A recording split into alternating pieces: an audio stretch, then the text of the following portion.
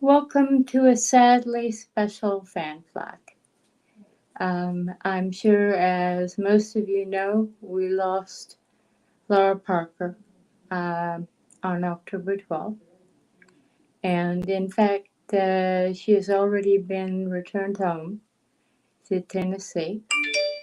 And she is, I think, the last of the big names from Dark Shadows. Jonathan Fred, of course, Grayson Hall, and Lara Parker. And of course, we still have David Selby with us and a few others. I knew Laura not terribly well, but I knew her. We knew each other by name. And my fondest memory of her is when we had the Dark Shadows companion uh, rat party, I guess you'd call it.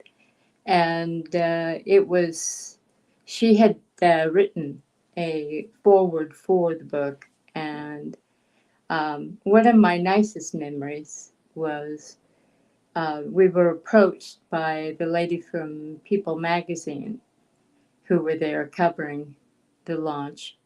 And they were talking to Laura and asking her how she was with her book and its release. And she reached over to me and brought me over and she said, "It's Melody's book. She wrote it." So I just wrote a couple of pages. And as I had become accustomed to being downplayed in that circle of things, I was very, very touched by that, and it made me feel good. And I hugged her and thanked her later.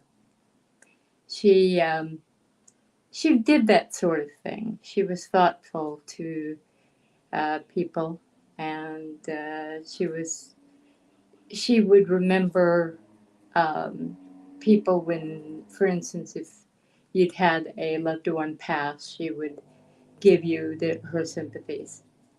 And she almost made it to 85. She died in her birth month, which is quite common. And she passed from in her sleep from cancer. And her last months were not wonderful ones, as I've heard. But she went out in her sleep and she went out with the love of millions. So I suppose that's as good as anybody can get. She's survived by her husband Jim and her children. I hope I'm getting them all right. Jim, Rick, and Katie. I believe Caitlin is her name. And she had, of course, many friends, many pets, and just as I said, many friends, many fans, and many of her fans became her friends. One of her friends was the TV writer and publisher and everything extraordinaire, Debbie Smith Dougherty. And she's with me today to remember Lara and to discuss her memories of her. Would you please introduce? I read my notes. Pardon me. Would you please welcome Debbie? Welcome, Hello. Debbie. Thank you. Of course, I wish it was under better circumstances that you're with us. Yeah. Everybody asking me, first of all, how your health is. Oh, well, thank you so much. I'm doing really well. I had COVID after San Diego Comic-Con and I was in the hospital for a while, but I have fully recovered and I'm doing quite well. So thank you. Well, we all consider you one of us. Well, if it's a Dark Shadows fan, yes. Absolutely. I Well, mean, I was part of the Prodigy group. you were. You started out from the beginning with all of us. Now, I know that you worked for Dan Curtis for a while. I did. And can you tell me a little bit about your background just to catch everybody up? Okay. I when I first got into television, I was a writer's assistant, and I started selling scripts as a freelancer. So I still worked as a uh, writer's assistant, and I got to work with Dan, and it was incredible. It was a great experience. I loved Dan. I loved working for Dan. Uh, there's lots of stories about Dan, but I didn't see that side of him. None of the Everybody's girls. different He to loved. everybody. He loved the girls in the office. He did. He loved the girls in the office, but he didn't realize that I didn't realize, because at the time I was a kid when all this stuff was coming out. So I didn't know it was Dan Curtis. So Dark Shadows, Night Stalker, Trilogy of Terror, and then the other horror movies that he'd done. And I remember one time he said something about some movie he had done. I said, "Oh, I know that movie." And he goes, when I was hiring you, I didn't know I was hiring my biggest fan, because he didn't understand fandom. So I'm glad he didn't know I was a fan of all his work, because I don't know if I would have gotten the job. Yeah, that tends to be a drawback with some people. Sure. And I all the nice stories I've heard about Dan have been from you. Um, I've heard a few other ones, but everybody seems to remember the bad stuff. And You know, honestly, like I said, I don't remember any bad stuff.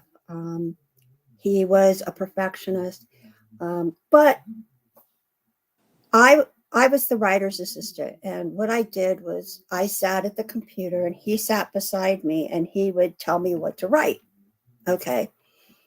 And we would work on scripts together, and I would give him ideas and stuff. you know, I, I have Matt Hall memories in my head. I'm sorry. okay. Go ahead. But anyhow, so when I first started with him, he gave me something to type that, was already there, and then we were going to work on it. He wanted me to put it in the computer. So I'm a touch typist. So I was just typing along, and he goes, "What's that? What's that? What's that?" And I looked at the screen, and my fingers had gotten off one. And I just took a deep breath, and I looked at him and I said, "I was typing in code." And he went, "That's what I thought." And from then on, we were fine. You There you know, go. I Now I guess know maybe because I didn't let him intimidate me or something. You that know, is exactly it. Grayson told me that her first meeting with uh, Dan, he had started trying to intimidate, and she got up in his face, and there was no intimidating Grayson Hall. well, I didn't get in his face. I deflected it with humor. There you go. So, That's another good way, and yes. that was Laura's way too of dealing with Dan. Mm. Oh, yeah. Yeah, she would often say that humor was her best Hmm. um, rooted defense with very forward people. Well, that's how I met Laura. Hmm. By that time, I had written Trials of Rose O'Neill, Dr. Quinn, no, Murder She Wrote, I Dr. Quinn, Medicine Woman. Um, and so when I introduced myself as Dan's assistant. And then I said, I'm also a television writer. And from that time on, I was a writer to her. I was not anything else. So It was that story of yours of uh, Laura saying it's Melody's book. Yes. Um, that is just so Laura. That's what she did. You know, she was very generous and, um, you know, just a wonderful person. And That she loved touched her me. fans. She loved Yeah, her fans. that touched me so much. And at particularly at that point in time, Hmm. for reasons my friends know, um, that was just such an important thing for someone to say to me. And Hmm. she said it in a big room with people around, including People magazine. Right. And that was special. Hmm. That I know she had a great deal of respect for you. Thank you. She would the people she befriended in the industry. She tended to single out people she thought very highly of. You and Jim Pierce is another Hmm. Dermshire connected person that she thought a lot of, and quite a few people.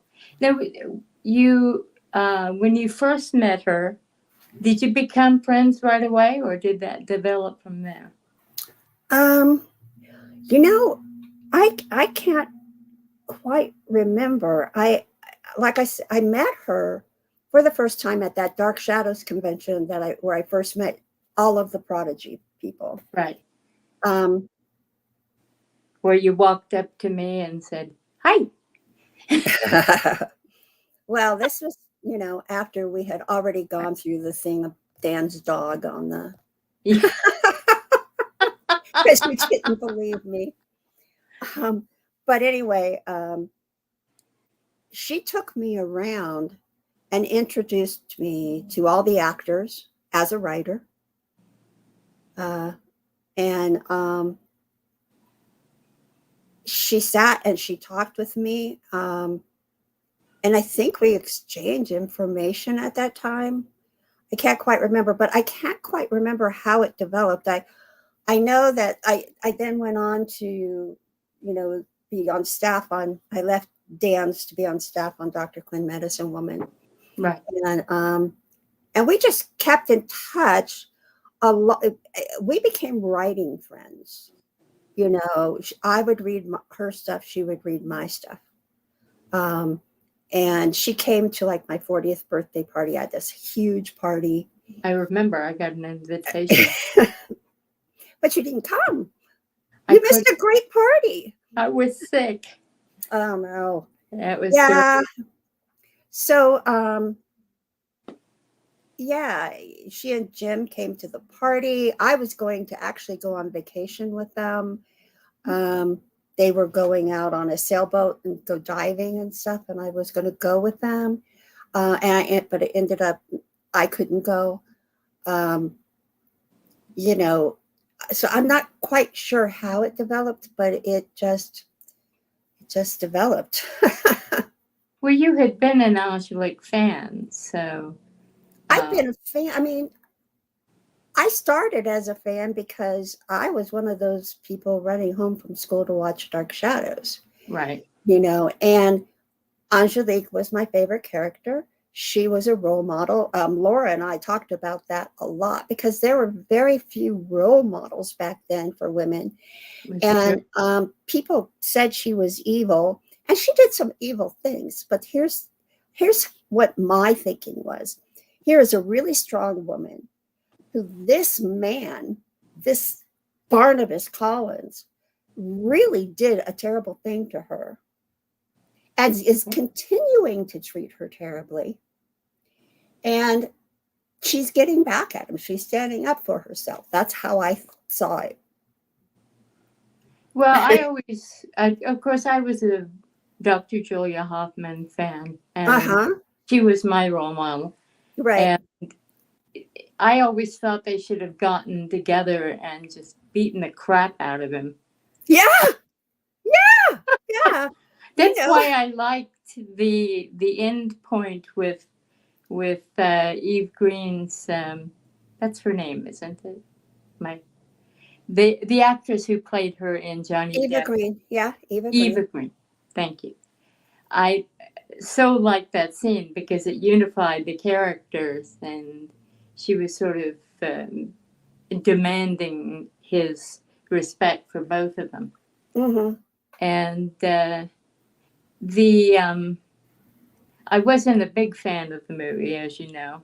I Me gave neither. it gave it a pretty bad review that I'm still Jim Pearson is still not forgiven me. But I still call it Depth Shadows. But the one strong point of the film was Eva Green and the broadening of the character of Angelique. Mm-hmm. And poor Lara, I mean, she was only given so much. Well, they were all given only so much to do. And the characters were very narrowly defined by male creators for the most part, except for a couple. You know, that's the time period, and the thing was, I was just eating it up as a kid. You know, I didn't see it as, you know, finely defined at that point as a kid. I just ate it up, and you forgot to mention Catherine Lee Scott. Oh, And I'm sorry. I just want to bring her up. I'm in trouble now. Hi, Catherine. Yes. Yeah, because she's amazing. She did a beautiful tribute on Facebook to Lara. Yes. Yeah, And that was lovely. yeah. And so yeah, you know, as I worked with Laura on all the novels, she would just send them to me to, you know, critique. That's what I critiqued them. That's all I did. Right. To anybody else out there thinking otherwise, all I did was critique them.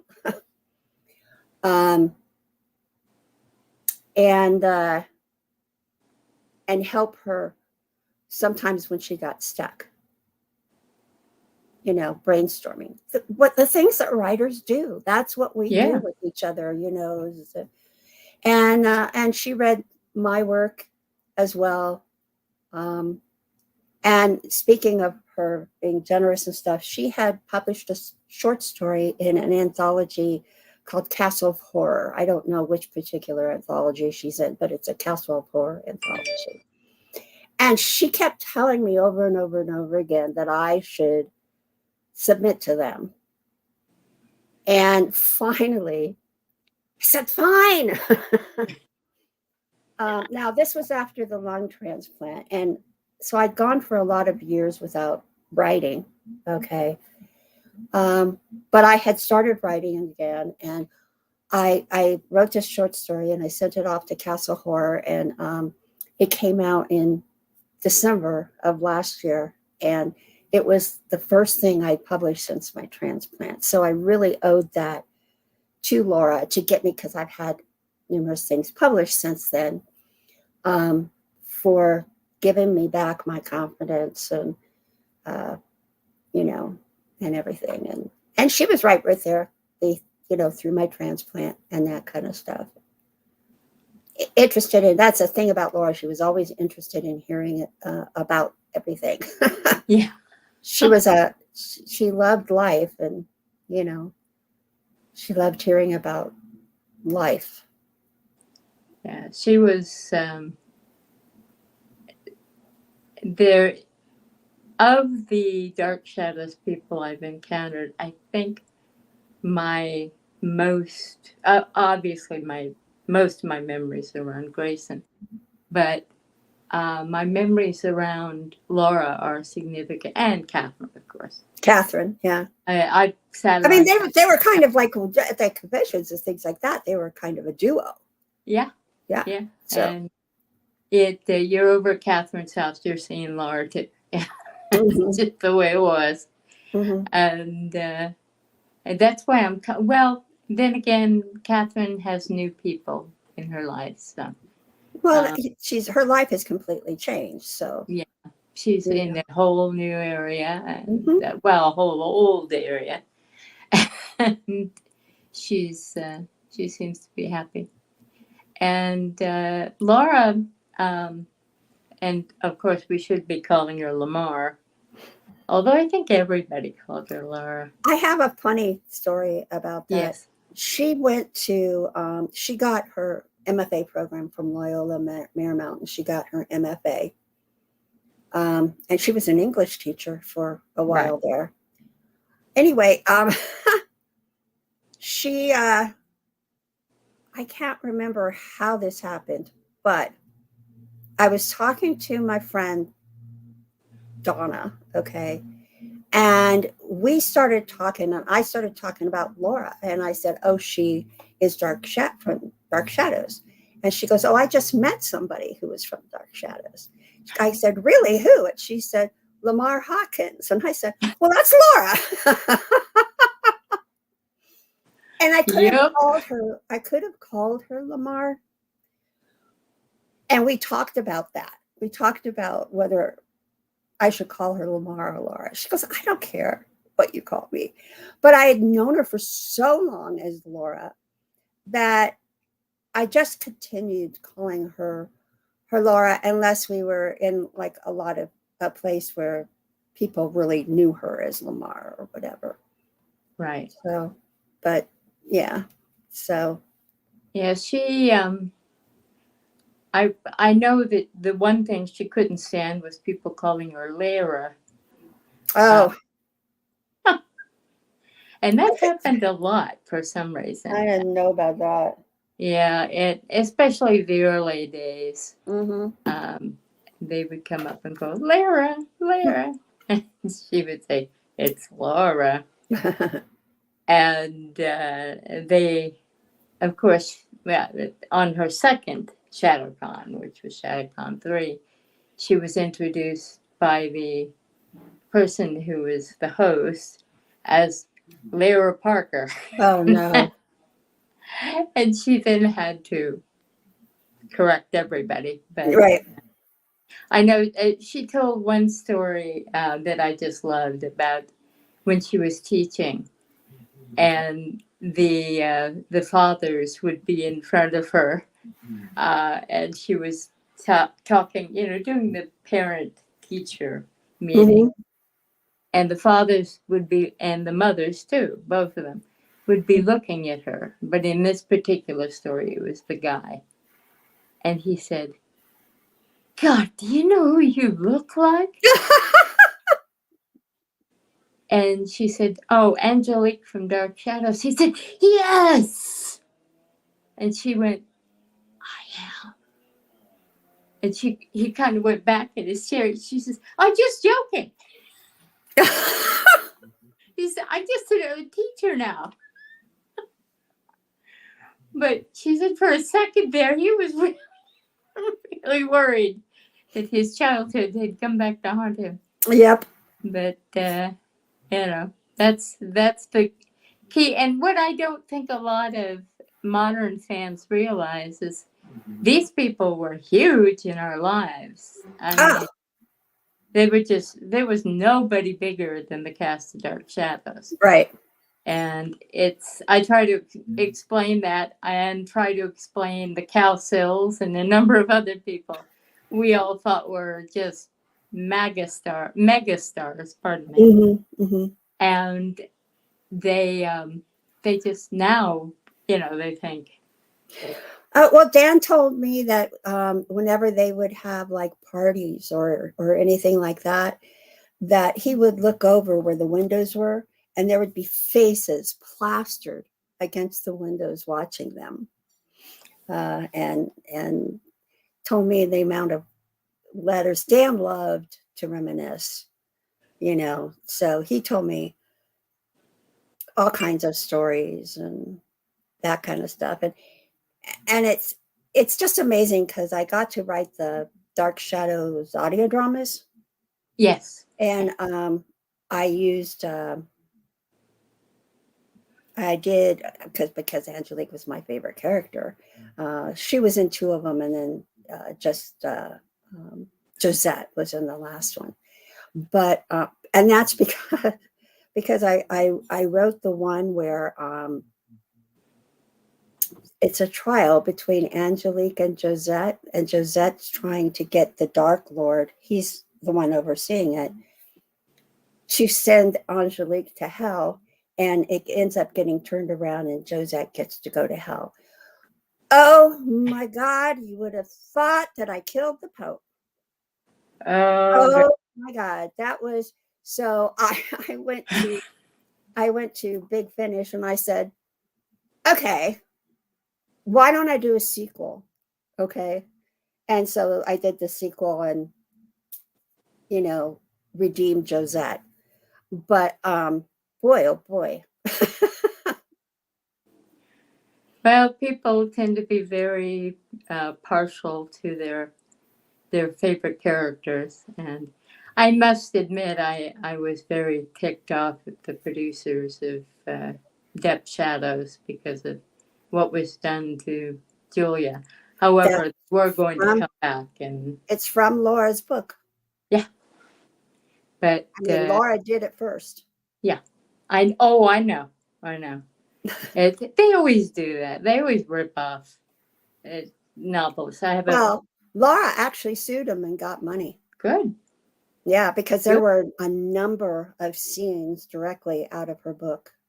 Yep. Uh, I that heard there was a lawsuit in action. I didn't hear oh the yeah, she judgment. yep, Good for her. yep, she got money. But and it was she didn't think she thought that Tracy Curtis, who is now Dan's estate and that kind Right. of stuff, didn't like her anymore because of that. And so she never tried to do another book after that. But she was also tired of doing Dark Shadows. I actually came up because she kept telling me the other thing she kept telling me to do was to write a Dark Shadows book. And I came up with a great idea for a Dark Shadows book. And I talked to her about it because I was hoping maybe we could collaborate, the two of us. I've never published a novel. I am publishing longer form right now, so I may do a proposal and send it to him. But she loved the idea. We talked about it a lot, and she called her agent, but her agent wasn't an agent anymore. And That she tends didn't. to be the way these days. Yes, and she didn't think that that she could help me because of the whole lawsuit thing and that sort of thing. So right now, speaking of Dan, I just finished a Night Stalker novella for Moonstone Press. It will be coming out in February. Wonderful. And am doing another one for them with Sherlock Holmes in it as well. A Wonderful. I'm a big crossover. Shirley fan. Oh, you are? Yeah. Yeah. So I'm writing that one right now. And then I felt like with all my media tie-in work and with these longer forms that maybe Tor would be interested in doing another Dark Shadows novel. It's quite possible. Tor is Okay. a major market for gothic horror and Mm-hmm. horror in general. Mm-hmm. In fact, well, we'll talk about that some other time. Yeah, this is but this is from Laura's encouragement. She Yes. totally encouraged me to do things, and she really wanted to be a literary writer. And what heartbreak I have is she has all these stories that are incredible stories that she's written and maybe sent out to one or two markets, and you know, and didn't send them out again. And they're just sitting there, and now she's gone, and it's like, Well, now's the wow. time for her kids to take up the spoil and go out there. And God knows there's the self-publishing venues now that they Mm-hmm, don't even call it self-publishing anymore. It's mm-hmm. incentivized publishing, I think. I have no idea.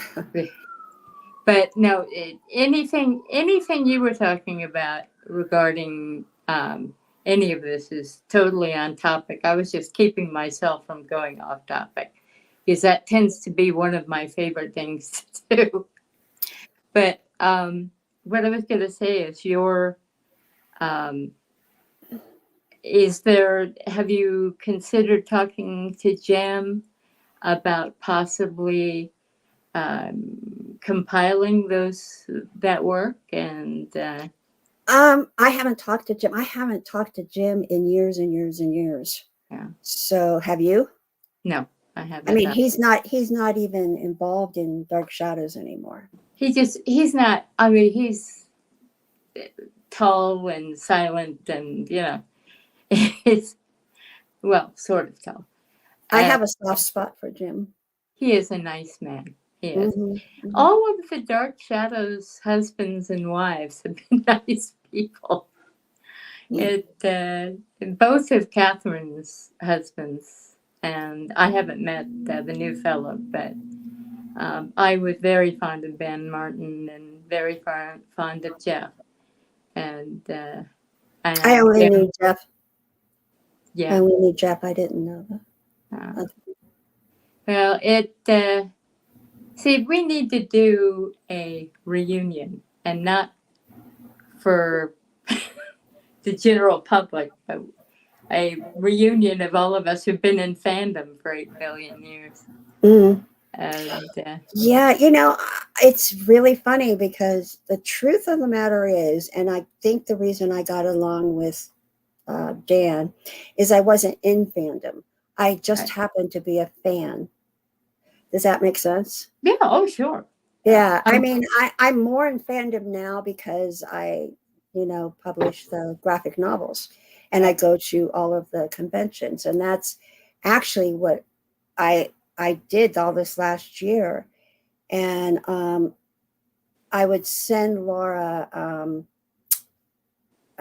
little things about where I was and, how pretty it was, or if there was a certain cosplayer or things like that. But she was very tired, so she couldn't read a lot.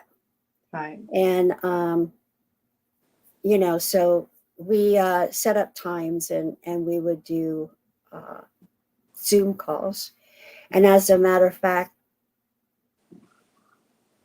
sorry, It's okay. I had emailed her on the day she passed, Yeah.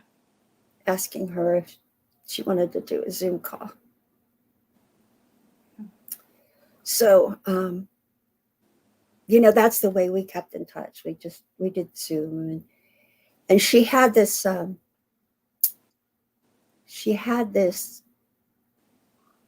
neighbor who did healings. And so she gifted Lara with a healing and had Lara invite all of her friends and family, which she did so. And then she invited some of us that could only attend via Zoom. Right. And so I was one of those people, and her newly found sister was there too. Did you know about her sister? Yeah. I heard. Yeah. And it was an amazing ceremony. And it was so beautiful and so full of love. And Laura told me later that she did not imagine how many people would come out and how loved she would feel, and how many people loved her. She was just blown away by it all. And she did get to travel to see her sister. It was very hard on her, but at least she was able to do that. This was a sister that she didn't know about. Okay.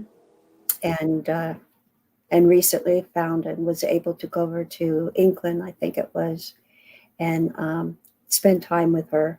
And she loved her. She loved her. She just thought it was great. And she was so happy at having to have found this sister. So, That's you know, wonderful. that made the trip worth it for her, even though it was very hard on her. Well, family was so important to her. A family was the most important thing to her. Yeah. Yes. And And the Katie. what a wonderful thing to, I mean, she led just a storied life in so many respects. And that as a capstone is the perfect one. Well, because I'm doing this new Night Stalker novella, I've been watching Night Stalker. Yes. So Yeah. the day I found out she'd passed, I turn it on and she's the guest star. I'm not kidding. This is true. I totally believe you. And I just sat there and I hadn't had the good cry yet. So I had the good cry because I just couldn't believe that. I couldn't believe it. I She'll know. be missed. She'll be so missed. She's still with you, though. She's still, I do know that, and I have felt that, but I'm going to miss talking to her, and yeah. I'm going to miss talking writing with her. She was so interesting and had some really interesting ideas about writing and everything. So It was, I think, it, your friendship with her, I think, has been um, very informing to those of us who, unfortunately, if you're in fandom and you're hmm recognized as a fan, hmm you never remove that taint from yourself. You're always Oh, I a see. fan. Uh-huh. And for some reason, I've never understood that because, I mean, some of the, what's his name? Paul Darrow, who was an actor who we knew in fandom circles, was a huge Elvis Presley fan and had gone to see him. But he never saw himself as being a fan, you know. But you were able to um, not, you were not in fandom, you were a fan, which is an entirely different thing. hmm And Nancy Kersey is another one who, because she met with Jonathan on a professional level, um, she was not in fandom. So she was able to have a more professional, personal direct, whereas unfortunately, it's just the way it is. Once they identify you as being in fandom, you're kind of, a permanent child in many ways. I um, I suppose that's just to be expected because that's, you know, I know Kath now. Lara was frightened in many respects by some of the wackos Oh, around, yes. Yeah, yeah. and we've all had to keep them at bay. So, unfortunately, because of the wacko fans, all fandom gets lumped into that. And Well, she was invited at one point to come down to San Diego Comic Con and do a signing at somebody's table. This was before I was publishing comics. yes, And she asked me if I would go with her. And I was like, well, yeah. I've never been to San Diego Comic Con. Comic Yeah, Con, I'll yeah. go. And because she would get overwhelmed, uh, when there's so many people and um, it's very crowded at San Diego Comic Con and it's very hard to find your way around. And so it was just easier to have me there with her, um, and um, helping her get to where she needed to go and being there as her anchor. And it also it's important to go to any of those events when you're a well-known star, particularly an attractive woman, because you will have. I mean, I know of 2 or 3 different situations that I was present for Mm-hmm. that would have scared the holy crap out of me. Mm-hmm. And she managed to deal with it because she was learned in doing that. But you really can't appreciate their perspective, and I respect their attitude toward fans because of that. Mm-hmm. Till you see these people coming at her. I mean, one that used to just run for her, and I had to get in the way. And happily, my husband was there, so he helped me with the blockade. But it just we need to school fans. I'm afraid that these people are human beings and they deserve to be treated with respect in You the know, same measure.